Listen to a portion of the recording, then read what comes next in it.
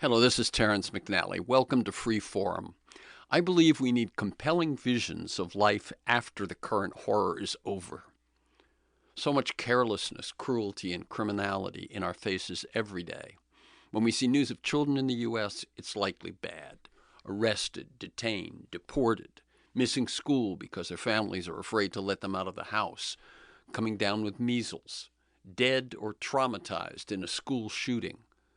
What if we loved our children? How would things be different? Here's my 2011 conversation with David Kirp about his book, Kids First, 5 Big Ideas for Transforming Children's Lives and America's Future. Innovative programs that have all been tried. They work and they deserve to be invested in and expanded nationally.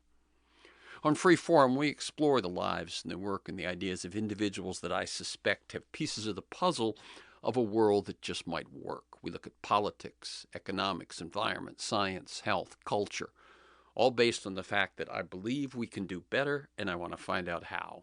The show streams weekly on the Progressive Voices Network on TuneIn.com, and podcasts are available anytime, anywhere on Apple Podcasts, YouTube, Spotify, most major podcast sites, and at my site, terrencemcnally.net.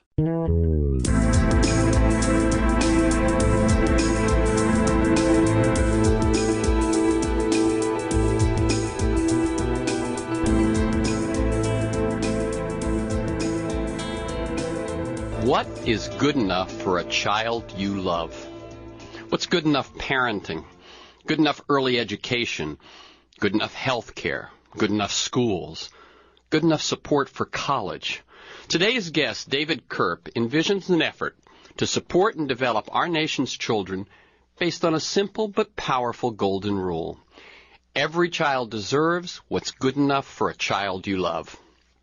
His Kids First agenda takes 2 exceptions to much of the current thinking and policy. First, while most policy for children focuses on K-12 classrooms, research makes clear that what happens before kindergarten and after school each day is at least as important in their development. Second, while programs for children usually concentrate on helping the very poorest, Kirp argues that in this era of underperforming public schools, budget cuts, and 2-worker families, America's middle class also needs help. Not only that, but programs for the poor are constantly under threat. Programs that serve the wider public are more sustainable. In Kids First, he offers on-the-ground accounts of initiatives that work and that could affordably be implemented in communities everywhere to achieve these 5 key priorities. 1, strong support for new parents. 2, high-quality early education. 3, linking schools and communities to improve what both offer children. 4, giving all kids access to a caring and stable adult mentor. And 5, providing kids a nest egg to help pay for college or kickstart a career. David Kirp is a professor at the Goldman School of Public Policy at the University of California, Berkeley. He taught at the Harvard Graduate School of Education, was founding director of the Harvard Center on Law and Education. He served on President Obama's transition team. He's a former associate editor of the Sacramento Bee and a syndicated columnist. His books include The Sandbox Investment, The Preschool Movement, and Kid First Politics, Shakespeare, Einstein, and the Bottom Line, The Marketing of Higher Education, and his latest, the one we're going to focus on today, Kids First, 5 Big Ideas for Transforming Children's Lives and America's Future. Welcome, David Kirp. It's a pleasure to be here. I want listeners to get to know the people behind the work and the ideas that we deal with in the show. So you've taken some twists and turns in your career. Law school, journalism, academia. Briefly, could you talk about your path to the work that you're doing today, and feel free to include mentors, turning points, moments of decision, that sort of thing? Well, I've always had a passion for improving education and improving kids' lives. That goes back a long ways. And I think if I think back to mentors, it was really a high school teacher, a renegade Irishman named Bill Grady, a strong Democrat in a staunchly right-wing town out in Long Island, who really opened my eyes to the possibilities of a larger world. He was both a great teacher and a great mentor. And amazingly enough, I'm old enough to remember that as a high school junior, as a 16-year-old kid, he organized a summer program which included visits from amazing people, and we spent the last day of that seminar a picnic on a lawn of a lovely house about an hour and a half north of New York City, entertained by a wonderful old woman who was near the end of her life, a woman named Eleanor Roosevelt. Wow. So for a 16-year-old kid, pretty heady stuff. It is true that all along the way, there were people who showed me the power of tutoring, mentoring, help, individual connection. In college, it was a professor named Leo Marks who teaches, still writes about American Studies. He's one of the founders of the American Studies field. And I learned a lot about how to think about the world, about how important it was to connect the different pieces, not just to worry about the politics or the economics or the literature, but to figure out ways of putting those together to make a coherent piece in this universe. And when I graduated from law school, it was Vietnam War time, and I was fortunate enough to persuade a draft board that teaching teachers and teaching administrators was a job that was worth having, worth doing, even at a time when there was a war going on. And it really was a right place, right time moment. This was a period when kids had essentially no legal rights. If they spoke Spanish on the playground, they were kicked out of school. If those kids who were supposed to be getting compensatory education, additional money from Washington, weren't seeing that money, which was going to carpet principals' offices. Some schools poor schools in poor communities received, $1 for every $8, $7. The richest school districts in the state, kids were kicked out of school, with no due process whatsoever, just on the say-so of a teacher.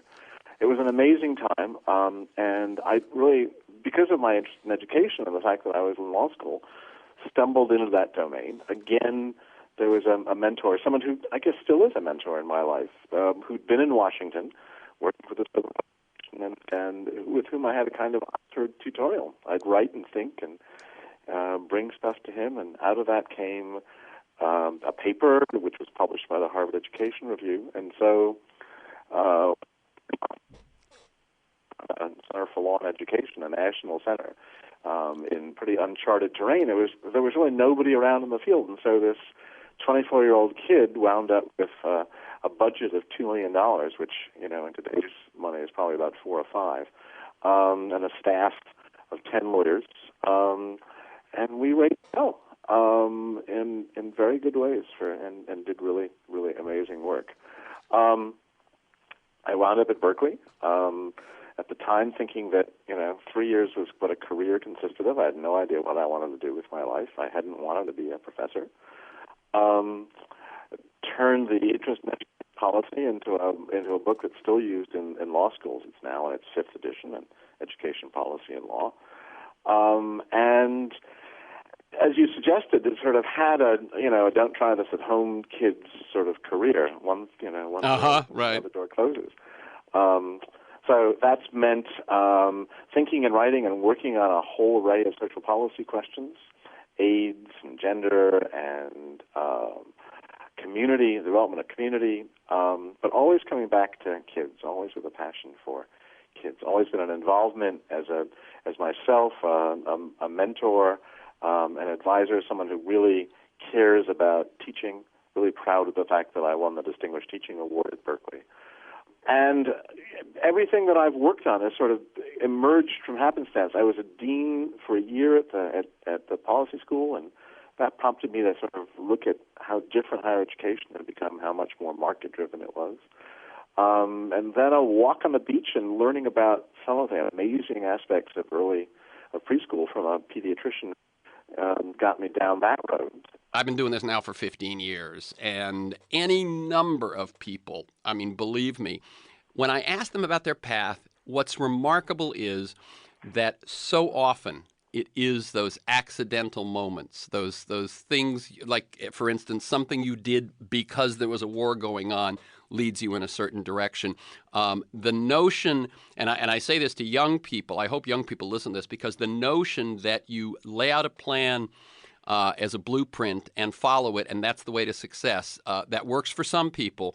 But time and again, people who have made significant contributions to society took a very circuitous route to doing it. It's indeed true. I mean, everything that I've done has really been the result of some kind of happenstance. Something happened, I learned about something, I had a conversation with something, I wound up in a job, I was asked to give a talk, somebody came to me and said, can you help out with this problem? And that led to pretty significant investment of time and energy and passion. Right. And that's actually been my own experience as well. So let's move up to the near future, because, again, I believe my question is, how did this book happen? But I know from reading and listening to other interviews you've done that part of it is one of those happenstance things. Well, it is. I'm one of those academics who thinks that my job only really begins when I've written a book, that the book is a ticket of admission to a larger national conversation, and that I really want to be useful, not just to be published. So what that meant was, after writing about preschool and the sandbox investment, I spent a ton of time traveling around the country, talking to state legislators and business leaders and community leaders. And out of that experience was asked to serve on the transition team to work mainly on early education, but more generally on education issues. And by the way, I'm very happy to report that last week, the program that we devised, that we worked at, we fleshed out in that transition, an early learning challenge grant program is now on the books. There's a $500 million program. So even in these miserable budget times, something very good has happened. Very good. I was going to certainly ask about that towards the end. So let me also ask you, because one of the things you do in this book is you look at the child as a person, not the child as a fifth grade student or the child as a disadvantaged 3-year-old, but the child as a whole person. And your approach in the 5 big ideas in Kids First definitely take that approach, that we are dealing with a human being here. Absolutely. And that really also comes out of the transition. We talked to 150 different groups, and they were all excited about some or another aspect of kids. You know, it's kids' literacy or math or Head Start or child care or Catholic education or 4-H or whatever. But there really wasn't anybody who was speaking for thinking about the kid. Really, the child, growing from birth to the time that he or she would be thinking about college or career. And that is, the part of me that's a policy wonk said, okay, what kind of policies might give you a system of supports that as you were suggesting, satisfies, and I think it was the policy version of the Golden Rule, something that you'd want for your own kid, something that you'd want for a child that you loved. Okay. And I want to talk about those 2 points that I brought up in the introduction, where I said that your approach varies from conventional wisdom or practice. And the first was that while most policy for children focuses on the classroom, you focus on before he goes to school, after he comes home from school, summers between school, and where he's going to go after school. I mean, after he finishes school. And the second one is most policy conversations, most programs, certainly where the government is involved, focus on the poorest. And you argue that's not such a sound idea. Could you talk about those 2 distinctions? Sure. I want to start by saying that I would never argue about the centrality of importance of the school. It's where kids are. It's the core institution in their lives. But what's happened to the conversation about children is that it's become just about schooling. I mean, it's that battle between the market forces, the people who brought us waiting for Superman on the one side, and those who just sort of take them on and regard that view of the world as the demon. And I'm thinking about Diane Ravitch on the other side of the story. And while I certainly am much more in Diane Ravitch's camp, it seems to me that both of them really miss the larger point that it is the child, beginning with, the child in the family, and then the child in early education, and then the child, as you say, not just during those 6 hours a day when the focus is on the 3 hours, but in the before and after school and summers that matters. And we can get into this later, but it matters hugely in terms, not just because it's nice stuff, but in terms of how it is that a child turns out, what the child can learn, and just the rest of his or her life, what kind of emotional as well as intellectual development is going on in a child's life. So that's where those 5 ideas, take as a given that there's going to be an academically rigorous, eye-opening, problem-driven as opposed to memorization-driven education. But that's the given. The question is, what else ought to go on? Right. And it really is what else ought to go on for all kids. And I feel, and not just poor kids. And I believe that for a whole bunch of reasons. One of them, as you suggested, is that increasingly now middle-class families are under siege. But even if you take us out of this time, it's the case that it's not as though they're just problems that poor kids have, and that middle-class kids are miraculously free from them. You look at the beginning of school, for example. Poor children come to school way behind academically and middle-class counterparts. But the middle-class kids are just as far behind the wealthiest kids on the block. What's more, there are more of them. More just in terms of numbers. Right. More middle-class kids who've got the array of problems that we'd care about. Now, it's important to get the priorities clear because the needs are greatest for poor kids at a time of limited resources. That's where you start. But the goal really is all children, and not just a handful of children, not just the poorest children in the society. I think that's morally important because children are individuals; they're not just rich people and poor people.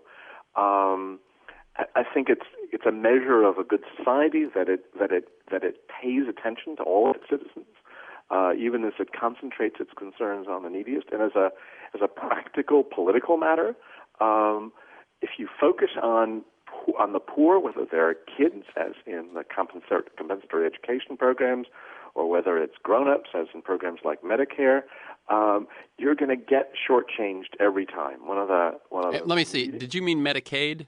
I did. I'm sorry.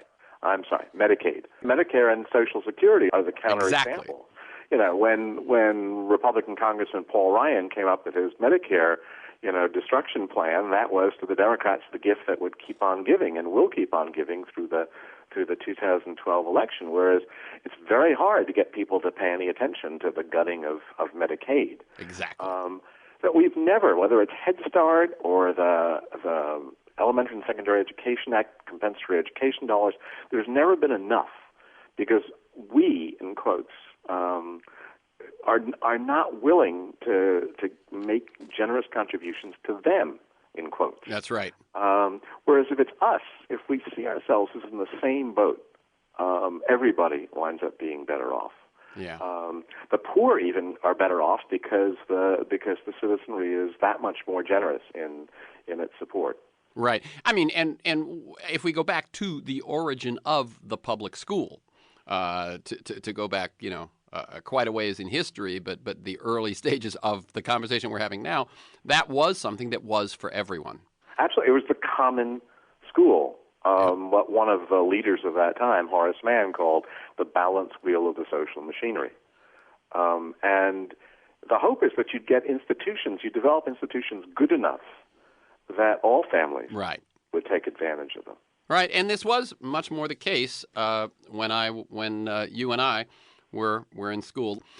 Let's shift to those 5 big ideas. The first one is parenting and family support. What does that mean? Who's doing it? What difference does it make? So when I was thinking my way through what a Kids First agenda, I was looking for game changers, that is, things that would really make a huge difference in the lives of children, the lives of all children. I was looking for ideas that had some good basis and evidence. They weren't just dreamy notions, but that they'd been tried out, and for ideas that you actually could apply broadly. They weren't hothouse notions that can only exist for a handful of folks. And I started with parenting for the obvious reasons that parents are kids' first and most important influence in how it is that they turn out in life. And I've never met a parent who said, gee, I've got it locked. I don't need any advice. I don't need it. I can, just go away. Leave me alone. I got it. Rich parents, middle-class parents, poor parents, they're all trying and they're all struggling in one way, shape, or form. And the best of parenting programs aren't those that concentrate on poor kids. They're those that give to anybody that a parent would come to for advice, a social worker, a minister, a rabbi, a teacher, a school principal, a counselor, anybody that a parent would think to turn to. The tools to really help that parent deal with the array of real, live, honest-to-God problems that they encounter. My child won't sleep. My child won't eat. My child is eating too much. My child screams, gets into fights, isn't doing well in school, or I've got a child who's developmentally delayed. I don't know how to handle that. And that training, and this, by the way, is a program that exists countrywide in places like Britain and Australia, other parts of the world. It's been tested. There are 20-odd tests meeting the gold standard for research. What happens then is there's a lot of social marketing goes on. So here's this community. There are a number of places across the country that are now doing this. Here's this community that's got all this talent, and now you're going to get the word out to parents. The minister stands up in the pulpit. The teacher talks about this in school, sends home some information to the parents, and then word of mouth takes over. And the changes are huge, and they're not one-by-one changes. They're community-wide changes. And are you talking about Triple P, Positive Parenting Program? I'm talking about Triple P, the Positive Parenting Program, which, if there were, I think the agenda, thinking about the agenda is crucial because it's about the synergies, it's about connections. Right. At a time when there's no money out there, or it's felt that there's no money out there, in addition to Triple P being a powerful, changer of behaviors and norms, it's really cheap. Because what we're talking about is giving professionals in the field and just folks in the field that parents turn to a set of tools, and then letting them go, letting them use those as part of their practice, as part of their daily life. The estimate is that once you get that program up and running, you're talking about $15 a child. So even per child. For the year or for life? No, for period. Wow. Period, in terms of what the program, we're talking about a program that because what you're doing is you're training the professionals and they're reaching the kids, and the kinds of supports we're talking about aren't just for the youngest kids. They begin with problems that parents of newborns have, and they take you right through age 10 or 12 through the issues of early adolescence. So when you say this, very impressive program. Yeah, when you say this program costs $15 a child, and that gives everyone who might want to intervene with a child just better knowledge and better skills and so on, it seems that the issue and why this isn't everywhere must just be that people don't know about it. I think you described it as the least known success story or something. I think that's right. And I'm not out there shilling for any program. I want the best to happen for kids, and so I've talked to the people who've been developing this program. So you've got to do a better job getting the word out, and the word is now getting out finally. Okay, and we're doing our part right now. Let me hear you tell us a bit about a couple of other programs. The Nurse Family Partnership. Yep. The Nurse Family Partnership has been in operation since the 1970s, when a then young pediatrician thought that parents, particularly parents of poor kids and particularly first-time parents, needed the constant connection to not just anybody, but a trained nurse, someone who understood a program that really focused on child development, gave parents cues to address the array of issues that kids had as they were growing up. And the program begins during pregnancy, and indeed a condition for a parent to participate in the program is that they do so before the end of the second trimester and continues to the age of 2. And that parent and that nurse get together weekly during that time. And the parent is learning an enormous array of skills. I went out with some of the nurses.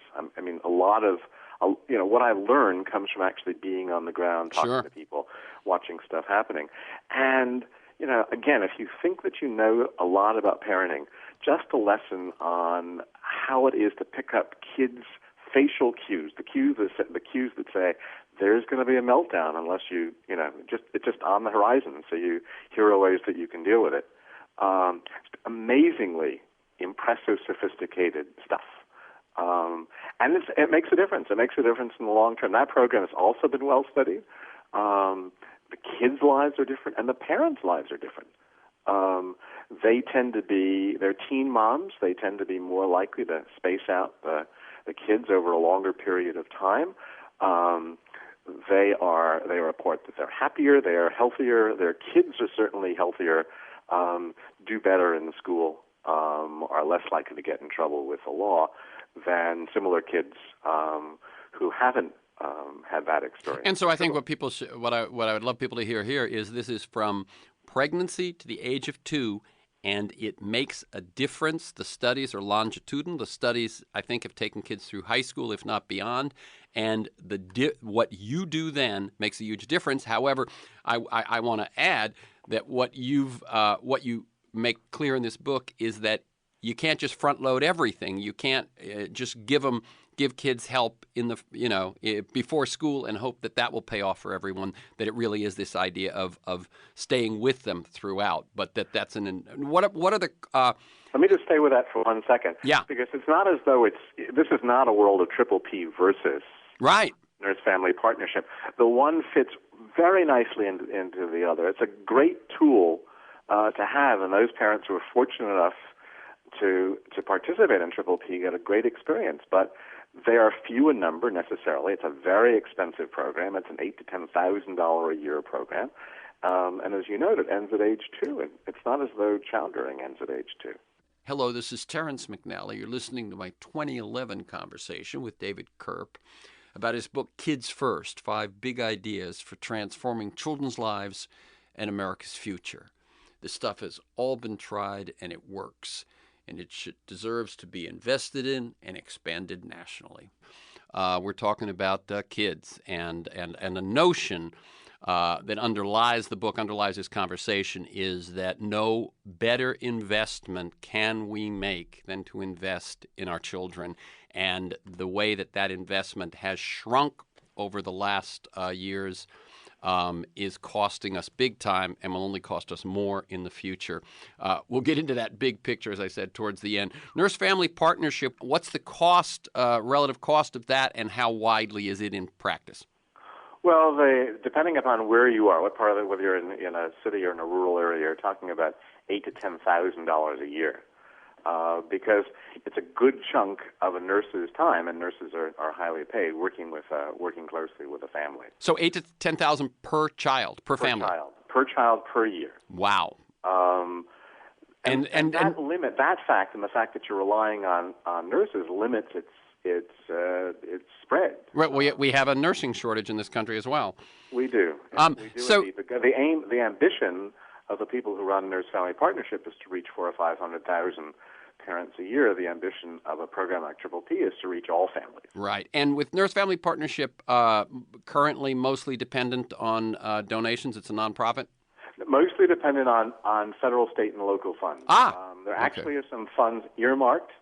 There's money for parenting programs that was part of the first spate of legislation during the Obama administration, and a good chunk of that money goes to Nurse Family Partnership. Okay. It was really the inspiration for that program, for that federal funding program. Okay. Again, does its job, needs more funds, needs to reach more people.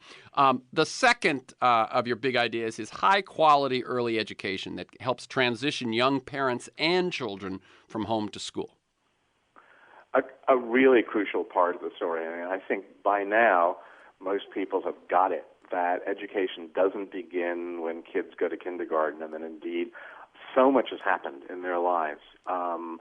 in the years before that. This is when the brain develops fastest. It's also, if you watch kids, what you see is just bundles of curiosity.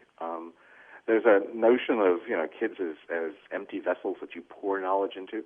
I think it's a really bad metaphor. I think of kids as explorers. They're the little Lewises and Clarks out there in the world. And given the right environment, given the right things that they can explore, given help from a teacher who really understands child development, given the engagement of parents in that process, astonishing progress can be made. And again, I mean, the data is astounding.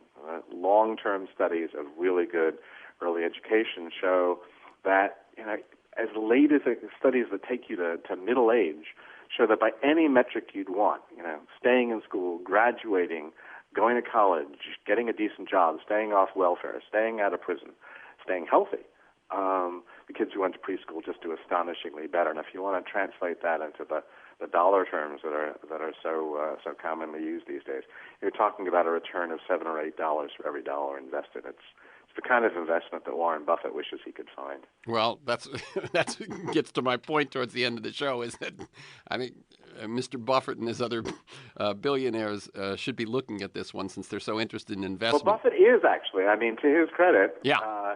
Interestingly, it's Buffett's kids who went out and have made huge investments in early education. Great. And I'm just saying that I think that notion of investment is the way that I see everything we're talking about framed. It is. It's also, if you go into a really good preschool program, and those are the best teachers on the planet. They got eyes on all sides of their head. They design these gardens of earthly delights that make me wish so much that as a 3- and 4-year-old, that was the kind of experience that I had. And you can see, I sat in an hour devoted to the making of latkes, the Hanukkah potato pancakes, in an poor all Latino town, and it was fascinating, from just getting a feel for the potato and how it is that you peel it and what boiling does, all the way to the making of those latkes. It was fabulous. And what did they serve with the latkes? Well, sour cream and applesauce, which is what the Jewish folks serve, and salsa. We are in a Latino community, so welcome to the 21st century. And it was as good teaching as you'll find any place. And we don't have time to go into a lot of the things that this is taking a hand in, but one of the things you point out is that kids, let's say from disadvantaged homes, who don't have access to these sorts of things, they just end up starting school with smaller vocabularies, by a long shot, things like this, that puts them at a disadvantage from the start. Absolutely. And poor kids have it worse, particularly if they don't have that kind of help. But middle-class children, whose parents can't afford good preschool, wind up, having their kids, taken care of by the neighbor lady down the road. That's right. She may be great, and have a warm heart, but she doesn't know anything about child development, and the kids really suffer. That's why so many middle-class kids come to school behind as well. And that's why I mentioned, I think, at the top of the two-worker family, that now means we know that to attempt to keep up both parents' work and the kids get squeezed. The kids' time with their parents, their time with stimulation. It's just, that's why I made such a big point at the start about saying this has to be for everyone. One other thing, you say something interesting, and you sort of were alluding to it a bit ago, but you say preschools have a ton to teach elementary schools, middle schools, and high schools. Briefly. They're problem-driven. They get kids to think, to work, to solve problems, and they get them to work in groups. They do a lot of different things are going on at the same time. Kids are moving from activity to activity. The learning becomes explicit. It's something that's thought about, talked about. The kids take ownership of what they're doing. They've got a lot to teach, not just elementary school. They've got a lot to teach schooling generally. Right, because as you know, folks, what happens is all that wonderful collaboration, and as David Kirp said, problem-oriented. We're looking not at a vocabulary, but at how we solve a problem. That so much seems to get lost when we move into lines of desks in classrooms, and you're in trouble if you talk to your neighbor. No, exactly. The farther up you go in the education world, from elementary to middle to high school, the greater the prestige, and overall, the worse the teaching. Okay, point 3. This is the third big idea in Kids First, 5 big ideas for transforming children's lives and America's future. Academically rigorous community schools which work to ensure medical care, social services, tutoring, after-school, summer, etc. Exactly, and they exist. There are these schools, just as there are really good early education programs across the country. I mean, the best of them that I found are in Washington Heights, New York. But there's some great ones in Los Angeles that I visited as well, and that I talk about in the book a bit. We're so far past the 8 to 3, 180-day school year in terms of what these kids need. You talked before about families' time being squeezed by work, and what we know from the research is this: that the amount of time that adolescents, for example, spend unsupervised after school is a better predictor of school failure than race or social class.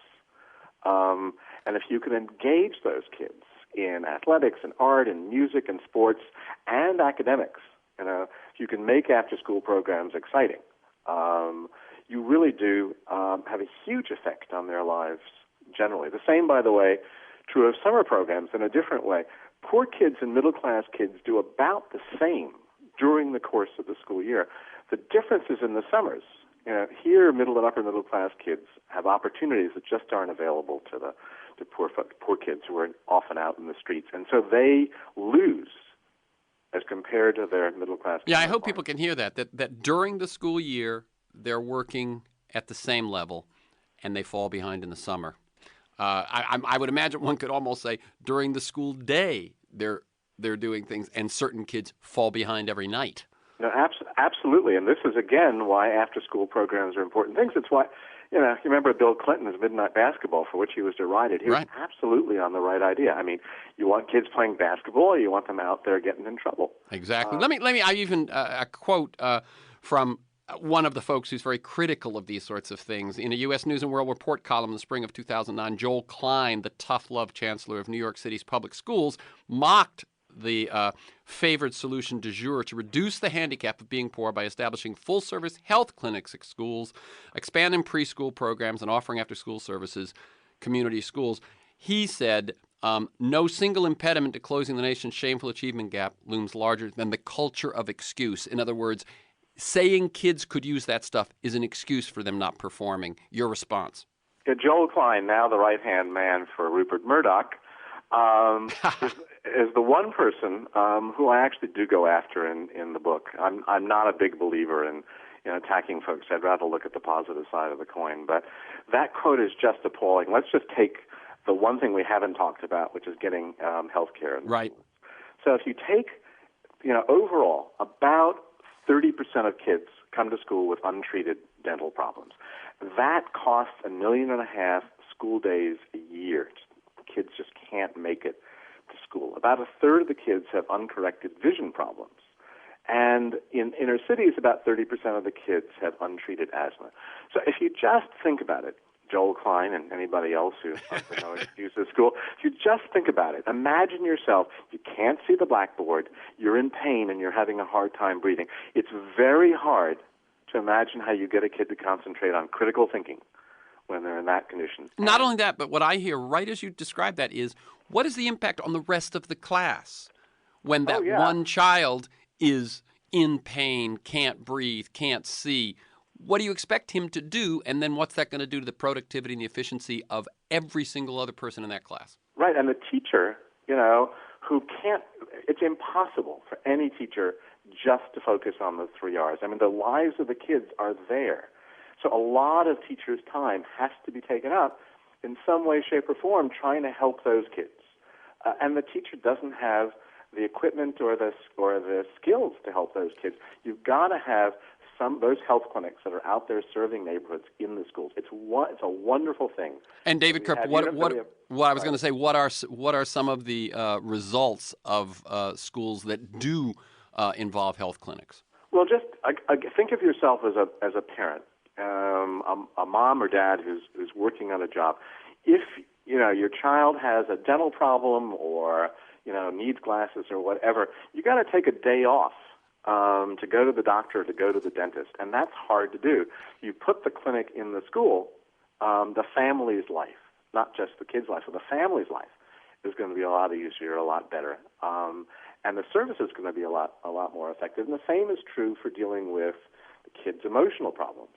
Teachers aren't equipped to handle those. If there's a social worker or a psychologist around, can talk to children. They can bring families in, and so you can have family conferences with somebody who can actually help out in that situation. Yeah, the other thing I hear is that if you flip this around and you said, let me see, how do we help? Where would be the best place to put a clinic if we wanted to help kids' health? I mean, not looking at it as how do we help the school, but if we wanted to improve the community health, you'd put it in a school. And if we wanted to help community mental health, where would we put it? We'd put it in a school. And it just makes so much sense. Absolutely. And also, I'm glad you used the word community, because it's not just those clinics can serve the community, even as they're serving kids.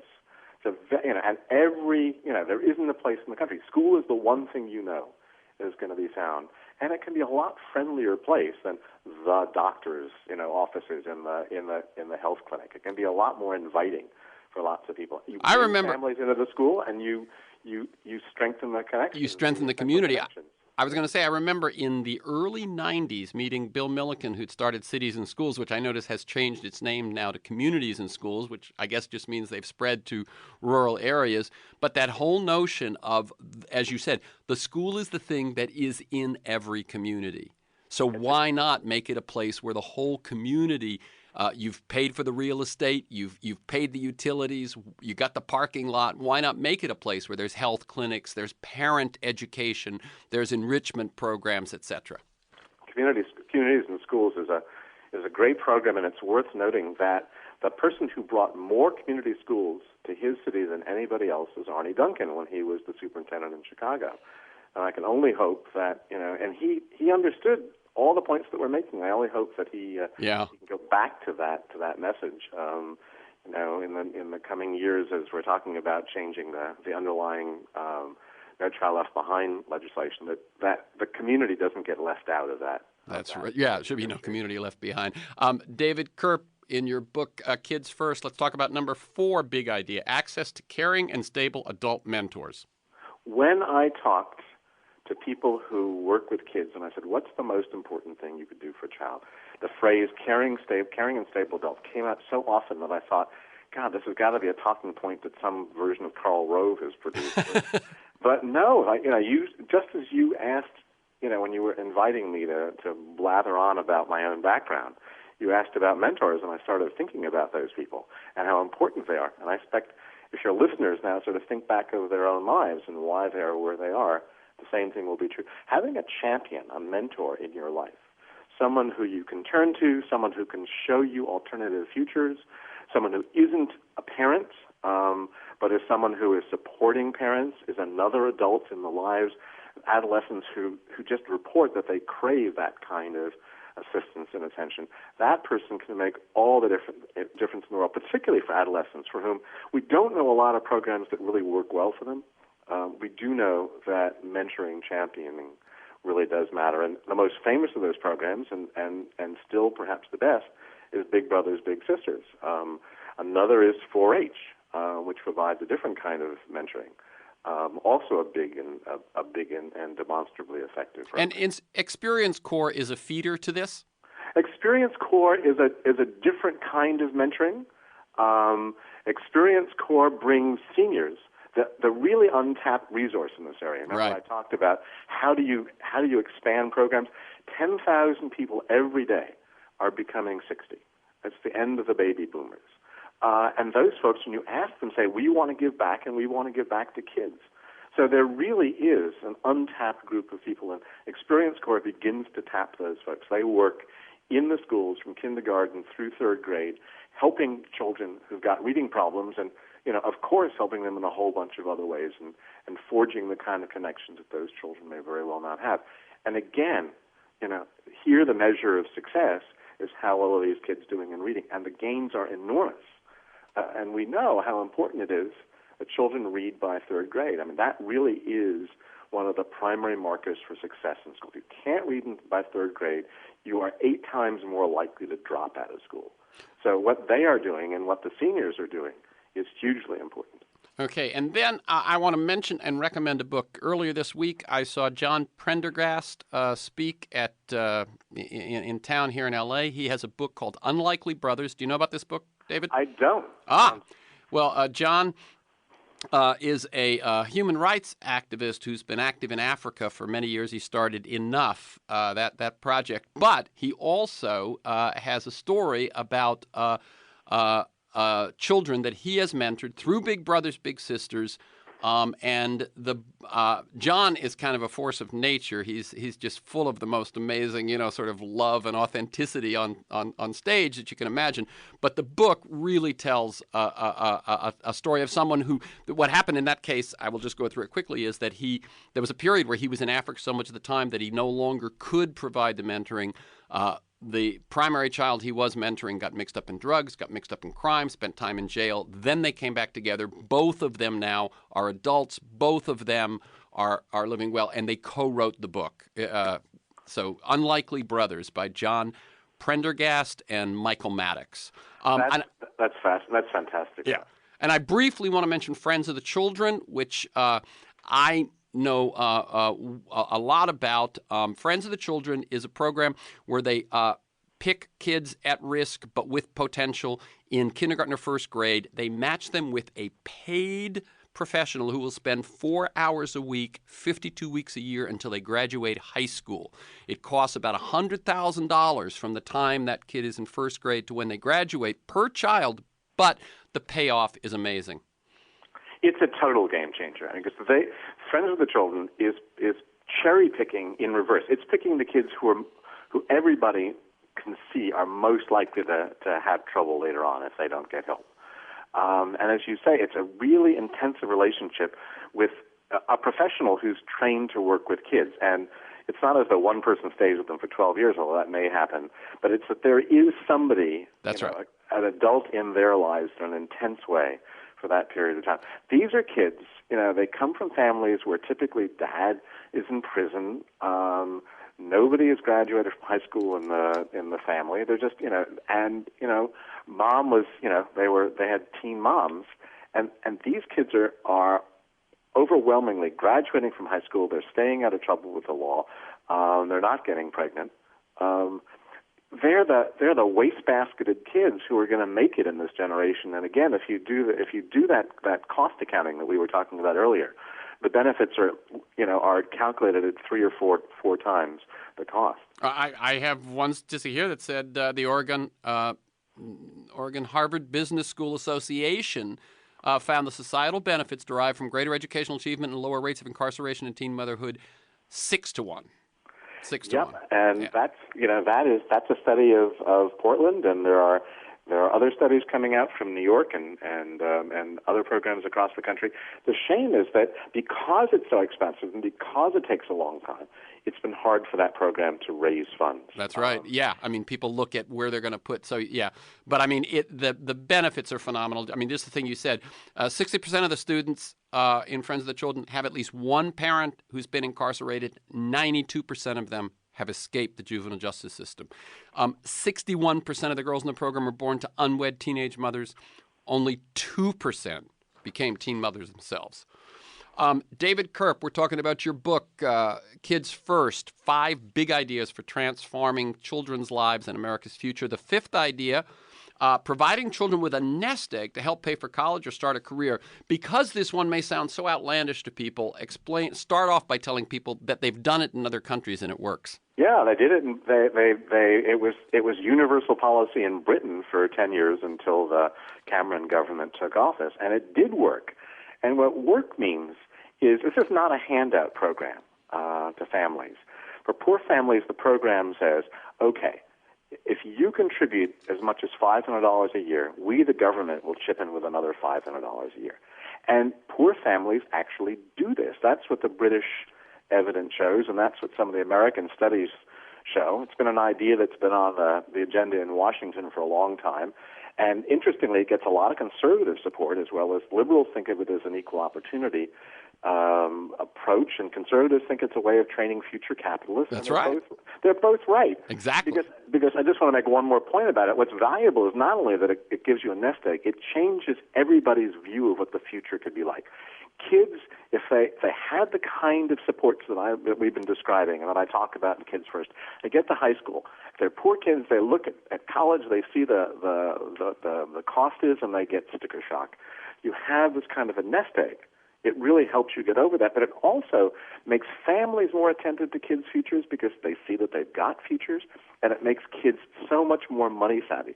They see those statements, those investment statements coming in, 4 times a year, and they're 8, 9, 10, 11 years old, and they start paying attention because it's their money that we're talking about. Okay, So, I'll tell you what. We've only got basically 2 minutes left. So where I was going to go into some questions about the big picture, I'm going to give you my idea of the big picture as I read your book and thought about it. Why can't this be the basis for a national campaign that goes beyond left and right? Could Kids First be positioned as a matter of national security, like the interstate highway system or the internet or NASA? If we could marshal all the evidence, especially all those cost-benefit analyses, the 17-to-1, the 6-to-1, the 2-to-1, show that this is the wisest investment we could make as a nation, shouldn't that overcome some of the habitual resistance and opposition from business folks and the right? And here's my vision. Even in this time of government deficits, position it as a necessary investment in national security, and either, as national security, you take cuts in defense spending and earmark them for investment or children, or, highlighting investment, you put a tiny tax on speculation, the Tobin tax over in Europe, a tiny tax on speculation, and earmark that for investment in children. It seems to me that strategically, you win over some key players first, the Gates, the Buffetts, the Jobs, the Google folks, religious leaders, former senators and presidents, so that you've kind of disarmed the opposition before you unveil it, and then you go after business, media, unions, politicians, and it is all about investment. We are falling behind China. We're falling behind Germany. We've got this economy that was built on a bubble, and we cannot afford the luxury we used to have of not investing in our children, and we just make it a national campaign. I love that idea. We're at a time when everybody is hunkered down. They're trying to save the last dollar.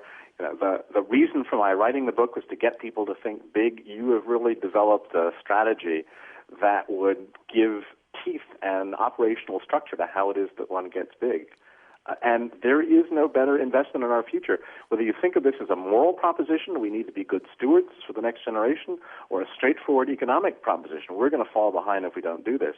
It's just critical. Again, the book is Happy Kids to do First. so. 5 big ideas for transforming children's lives and America's future. To learn more, you go to berkeley.edu or huffingtonpost.com and type in David Kirp, K-I-R-P. You can listen to this week's conversation and many others anytime during the week by linking to the podcast. You can sign up to have it delivered to you weekly. You can do either of those things at iTunes or at my website, terencemcnally.net, or aworldthatjustmightwork.com. They're both the same site. You can also sign up at my site or by emailing me at temcnally@mac.com, temcnally@mac.com, to get a weekly announcement that tells you who's going to be on, what we're going to talk about, and some background articles on the issues. Thanks to Jeff, my engineer, Stan Mizrahi and Mark Maxwell in production, Matt Perez in traffic, to you, my listeners. I look forward to being with you again next week. Have a great week, and finally, thank you to David Kirp. Keep up the good work.